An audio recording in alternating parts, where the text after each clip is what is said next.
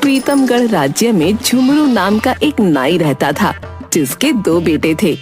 बड़ा बेटा गबरू जो बौना था, दूसरा बेटा बिलुआ जो बदमाश था। चूंकि गबरू कद का छोटा बौना था, इसलिए कोई भी लड़की उससे शादी को तैयार नहीं थी। छोटा भाई बिलुआ की शादी हो चुकी थी।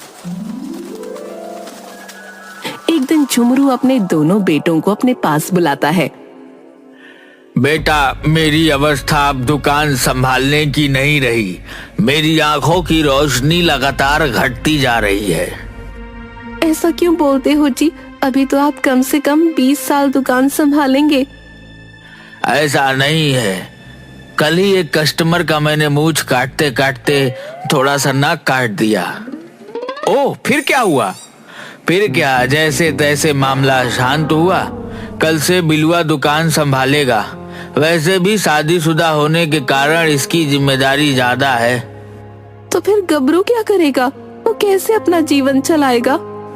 देखो सुंदरी, अपना बेटा सबको अच्छा लगता है, लेकिन गबरू में ऐब है। यह तुम्हें भी पता है और हमें भी पता है। इस बौने से कौन शादी करेगा? दूसरी बात, यह सर्कस में जोकर बनकर कमा सकता है।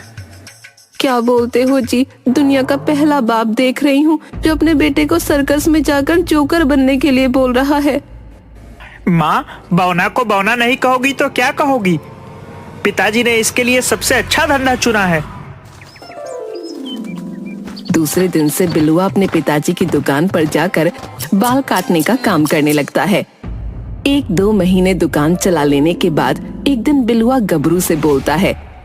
देख गबरू, हमारे दुकान में एक ही आदमी का काम है और तू इतना छोटा है कि किसी का बाल भी ठीक से काट नहीं सकता। तूने अपने बारे में क्या सोचा है? क्या करूं भाई, भगवान ने मुझे ऐसा बनाकर भेजा है कि कहीं भी काम मांगने जाता हूं तो सब हंसकर यही बोलते हैं कि तुमसे काम क्या होगा। वह सब मैं नहीं जानता। तुम अपना कहीं और ठौर ठिकाना देख लो। बिलुआ बेटा, भाई से ऐसे नहीं बोलते। जितना तुम्हारा हक दुकान पर है, उतना गबरू का भी है। देखो माँ, जब पिताजी ने वह दुकान मेरे नाम कर दिया तो फिर तुम लोगों का उसमें कोई हक नहीं बनता। और हाँ, ये बात मैं सिर्फ गबरू के लिए नहीं, तुम दोनों के लिए भी कह रहा हूँ। क्या कहा? तुम्हारा मतलब क्या है? जरा साफ साफ बताना। तो साफ साफ सुन लो पिताजी, मेरे परिवार में एक नया सदस्य आने वाला है और मैं नहीं चाहता कि वह हमारे तरह गरीबी में पले बढ़े। तो क्या इसके लिए तुम हम लोगों को घर से बाहर निकाल दोगे? बेहतर होगा कि मेरे निकालने से पहले आप लोग खुद यहाँ से निकल जाओ। नीच कमीने, क्या इसीलिए मैंने तुझे पाल पोस कर बड़ा किया था? पिताजी, यह मत भूलिए कि आज मेरे ही टुकड़े पर आप लोग पल रहे हैं और मैं भी बड़ा हो गया हूँ। मेरे भी हाथ उठ सकती है। क्या कहा? अपने पिताजी पर तुम हाथ उठाओगे? लेकिन मेरी कोई सुनता कहाँ है? जाने दो सुंदरी, यह सब ऊपर वाले की लीला है। अपने नसीब में बुढ़ापे में ही घर से बाहर निकलना था। कल सुबह ही हम लोग इस घर से निकल जाएंगे। सुबह में झुमरू, सुंदरी और गबरू तीनों बिलुआ का घर छोड़कर चले जाते हैं। शहर जाने के क्रम में बीच में जंगल पड़ता था। बस जी, अब और नहीं चला जाता, थोड़ा सुस्ता लेते हैं। माँ, पिताजी, आप यहीं पेड़ के छांव में बैठो, मैं देखता हूँ जंगल में कुछ फल फूल मिल जाएंगे। गबरू फल की खोज में जंगल में चल देता है। थोड़ी दूर जाने के बाद वो देखता है कि बहुत सुंदर कुटिया के पास बहुत से फलों से लदे पेड़ लगे हैं।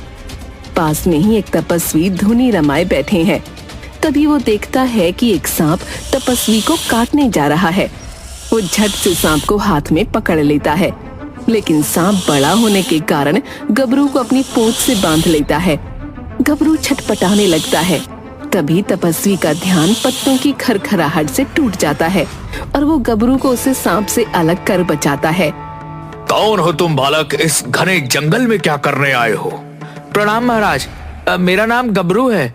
मैं अपने बूढ़े माता पिता की भूख को मिटाने के लिए कुछ फल ढूंढने के लिए आया था। मेरे माता पिता नदी किनारे पेड़ की छांव में भूखे बैठे हैं। बालक, मैं तपस्वी देवराज तुम्हारी माता पिता के प्रति आदर भाव और मुझे बचाने के लिए अपनी जान की बाजी लगा देने की तुम्हारे साहस से बहुत प्रसन्न हुआ हूं। ये लो एक फल, इसमें तुम लोगों की भूख मिट जाएगी।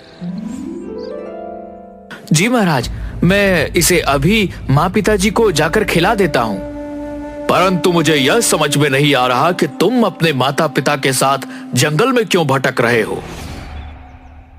तब गबरू अपने परिवार और बिलुआ के बारे में बताता है कि किस तरह उसके छोटे भाई ने उन सभी को घर से निकाल दिया। यह फल मामूली फल नहीं है, इससे तुम जो चाहोगे एक बार में वह तुम्हारी इच्छा पूर्ति कर देगा। लेकिन मैं चाहूंगा कि इससे तभी मदद लेना जब तुम्हें इसकी जरूरत हो। जी महाराज, अब मुझे आज्ञा दें ताकि मैं जाकर अपने बूढ़े माता पिता के भूख को शांत कर सकूं। गबरू वो फल लेकर तेजी से अपने माँ पिताजी के पास पहुँचता है और उन्हें सारी कहानी बताता है।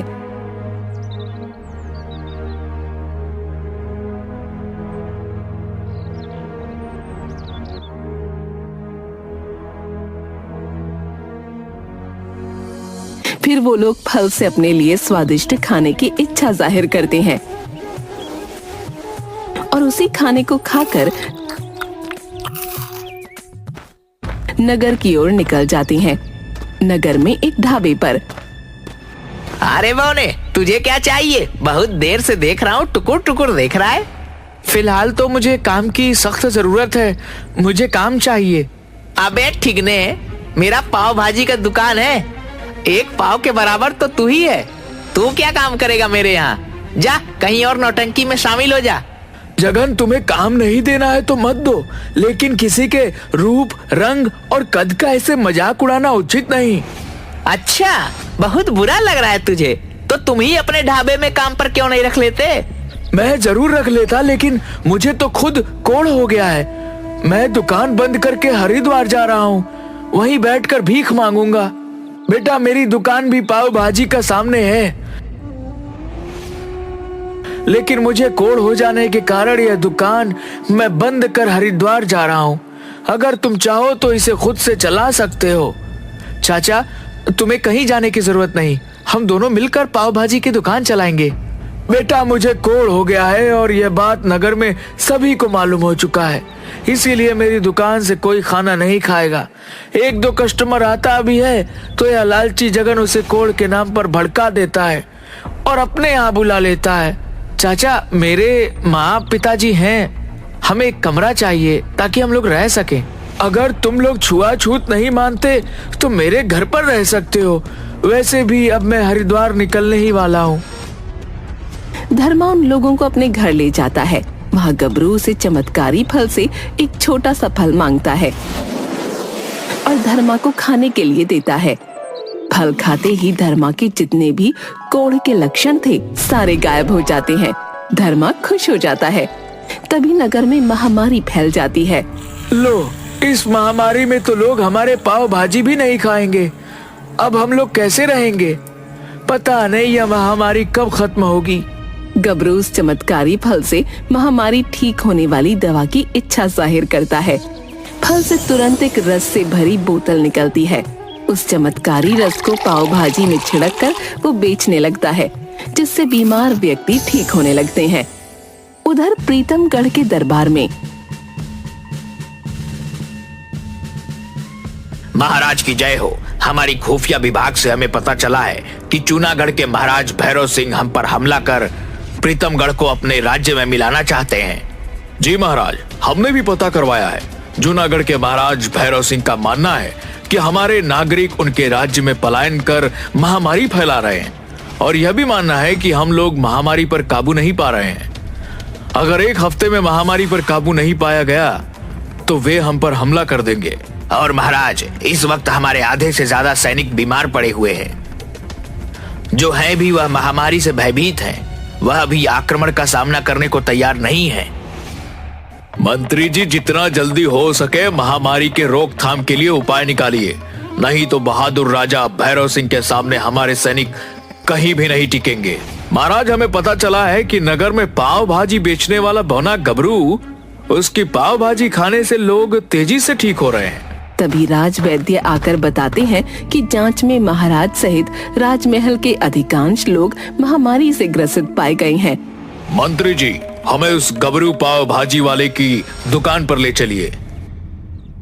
दूसरे दिन गबरू की पाव भाजी की दुकान पर। मंत्री जी, यहाँ कोई बहुत बड़ी मंदिर है क्या, जहाँ लोगों का तांता लगा हुआ हो? नहीं महाराज, मंदिर नहीं, यहाँ गबरू का चमत्कारी पाव भाजी मिलता है, जिसे खाकर लोग स्वस्थ हो रहे हैं। यह उसी की लाइन है। अबे बौने, महाराज अपने मंत्री और सेनापति के साथ तेरे ही दुकान पर धावा बोलने आ रहे हैं। जल्दी से दुकान बंद कर भाग जा। धर्मा, मैं ना कहता था कि यह बौना किसी न किसी दिन तुझे फंसाएगा। यह पाव भाजी में अफीम डालकर सारे लोगों को बीमार कर रहा है। तभी महाराज खड़ग सिंह गबरू की दुकान पर पहुंचते हैं। इस दुकान का मालिक कौन है? महाराज की जय हो, मैं गबरू इस दुकान का मालिक हूँ। बताइए महाराज, आपकी क्या सेवा करूँ? गबरू, मैं चाहता हूँ कि तुम हमारे सारे जनता और सैनिक सहित राजमहल के कर्मचारियों को भी मुफ्त में अपनी पाव भाजी खिलाओ। मंत्री जी, इसके लिए गबरू को राजकोष से धन मुहैया कराया जाए। जी महाराज, आपके आदेश का पालन किया जाएगा। सेनापति जी, अपने स्वस्थ सैनिकों को पाव भाजी के वितरण में लगाइए, ताकि एक सप्ताह के अंदर पूरी तरह से महामारी पर काबू पाया जा सके। गबरू, फिलहाल हमारे और हमारे परिवार के लिए कुछ पाव भाजी दे दो, ताकि हम लोग जल्द से जल्द स्वस्थ हो सके। उधर गांव में बिलुआ अपने शराबी दोस्त जगिया के साथ खूब शराब और कबाब में पैसे उड़ाता है, जिससे वो कर्ज में चला जाता है और उसकी दुकान भी बिक जाती है। गरीबी और महामारी से तंग आकर बिलुआ शहर में मजदूरी करने आ जाता है। यहाँ वो लोगों को पाव भाजी पहुँचाने का काम करने लगता है। एक दिन, ये लड़का इधर सुनो, क्या करते हो यहाँ? जी सरकार, मैं यहाँ जरूरतमंदों को पाव भाजी खिलाता हूँ। इस इलाके में जल्द से जल्द पाव भाजी की जरूरत है। तुम तुरंत यह पर्चा लेकर पाव भाजी के दुकान पर जाओ और वहाँ के मालिक को यह पर्चा देकर 50 बैलगाड़ी पाव भाजी ले आओ।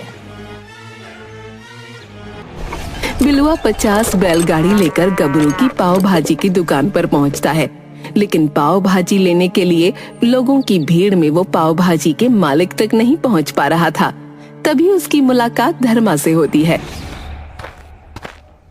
मालिक, यह पर्चा सेनापति वीरभद्र सिंह ने दिया है। 50 बैलगाड़ी पाव भाजी की तत्काल जरूरत है। यह तो राज पर्चा है, इसके लिए तो तुम्हें मालिक के पास ही जाना पड़ेगा। ऐसा करो, मैं यहाँ तैनात एक सैनिक को बोल देता हूँ, वह तुम्हें मालिक के पास पहुँचा देगा। वहाँ यह पर्चा दिखाना। सैनिक बिलुआ को लेकर गबरू के पास जाता है। अरे गबरू, तू यहाँ नौकरी करता है?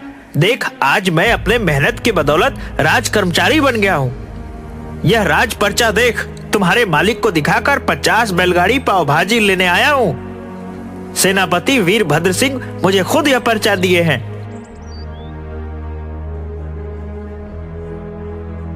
धर्मा चाचा, इसे 50 बैलगाड़ी पाव भाजी दे दो। ए बौने, चल पर्चा इधर ला। मामूली पर्चा समझ कर रखा है क्या? यह राज पर्चा है और मुझे यहाँ के मालिक का हस्ताक्षर भी इस पर चाहिए। हाँ गबरू बेटा, इस पर हस्ताक्षर कर दो। रुको रुको, इस पर दुकान मालिक का हस्ताक्षर चाहिए। धर्मा आगे कुछ कह पाता कि तभी कुछ सैनिक आकर बिलुआ को धकेलते हुए कहते हैं कि साइड हटो, महाराज खड़ग सिंह यहाँ आ रहे हैं। थोड़ी देर में लाव लश्कर के साथ महाराज खड़ग सिंह पहुँचते हैं और गबरू से हाथ मिलाकर कहते हैं, शाबाश गबरू, तुमने आज अपने राज्य की लाज बचा ली। हमने लगभग पूरी तरह से महामारी पर काबू पा लिया है। जूनागढ़ के महाराज भैरव सिंह ने तुमसे मिलने की इच्छा जाहिर की है और अपने राज्य में पाव भाजी की सेवा देने के लिए बुलाया है। महाराज, ये सब आपके हस्तक्षेप के बिना असंभव था। हमें इसका श्रेय देकर तुमने अपना बड़प्पन दिखाया है। काम तो सारा तुम्हारा ही है। बिलुआ भीड़ में से महाराज और गबरू को सिर्फ टकटकी लगाकर देख रहा था।